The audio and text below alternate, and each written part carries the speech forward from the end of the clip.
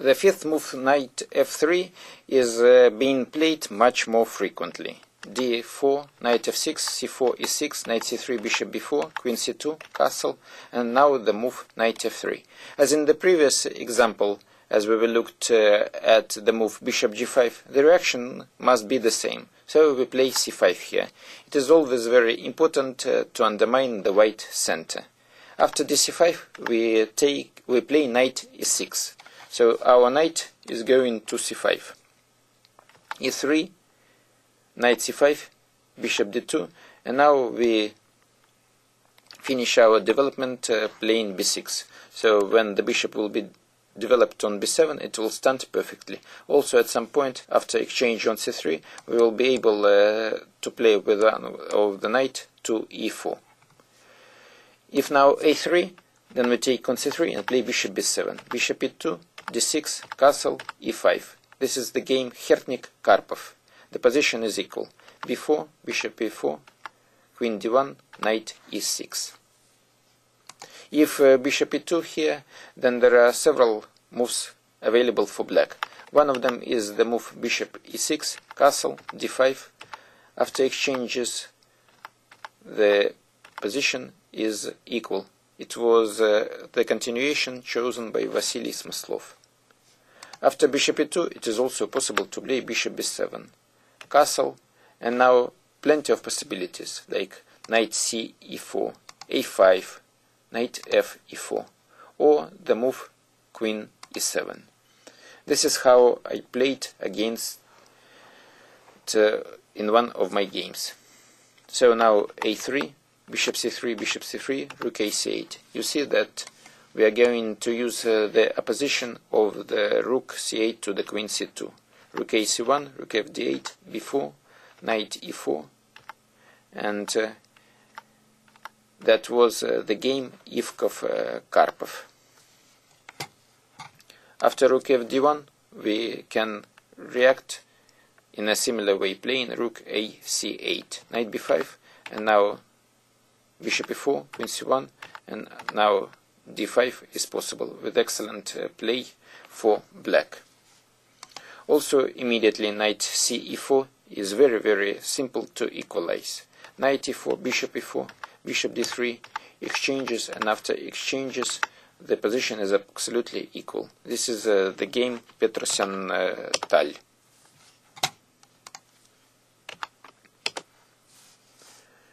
After knight f3, c5, dc5, knight e6, instead of playing e3 and developing the bishop to e2, white can choose another plan and play g3 here. Then we react in the same way.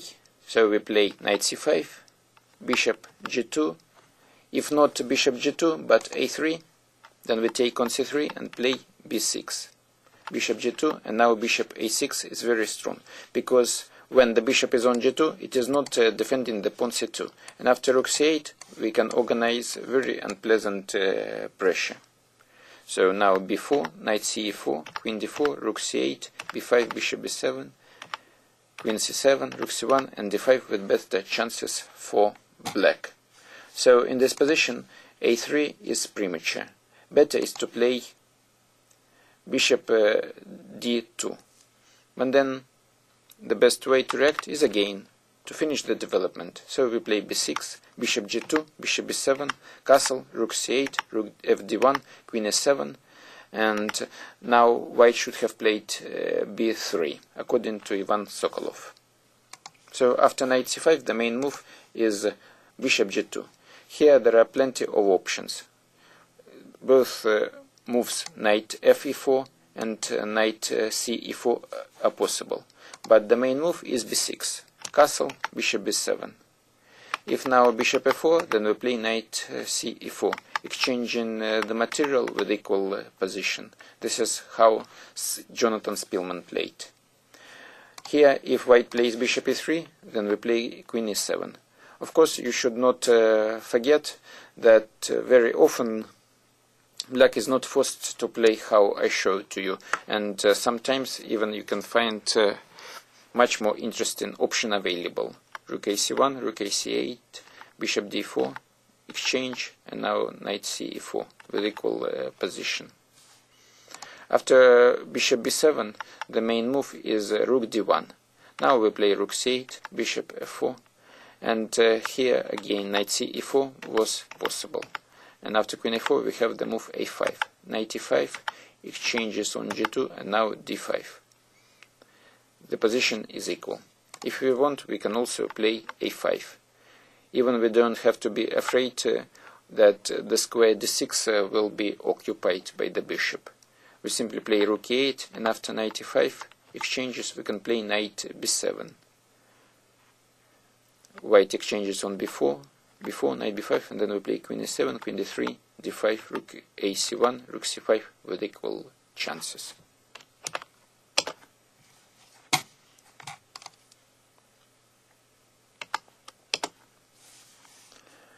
If after knight a6 white plays bishop d2, then we play knight c5, a3, bishop c3, and now b6. So the reaction of black is the same. Also it is possible to play knight c4, e3, and only later b6. Then exchanges on f6 follow, bishop e2, bishop e7, castle, and now everything is possible, including the move d5, rook c8, queen e7.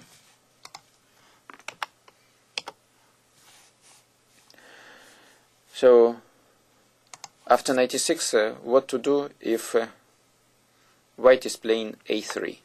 Then we take on c3. It is necessary to take on c3 since after bishop c5, bishop g5, white is getting advantage, and our knight on a6 will be misplaced. Queen c3, and now knight c5. Here, white must think about the development of his pieces, and before here is not good, because after knight c4, queen d4, we can play d6, and then we want to create the play by a5, and also at some point we can play e5, d5, and it is very easy for black to seize the initiative here. Knight g5, e5, queen d3, bishop f5. You see how energetically black is playing here. Queen b3, and now d5. cd5, rook c8, and in this position black is better in the game Smagen Lerner.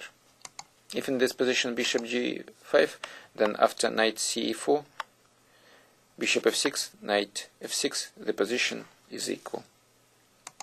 After e3, we have different ways to react.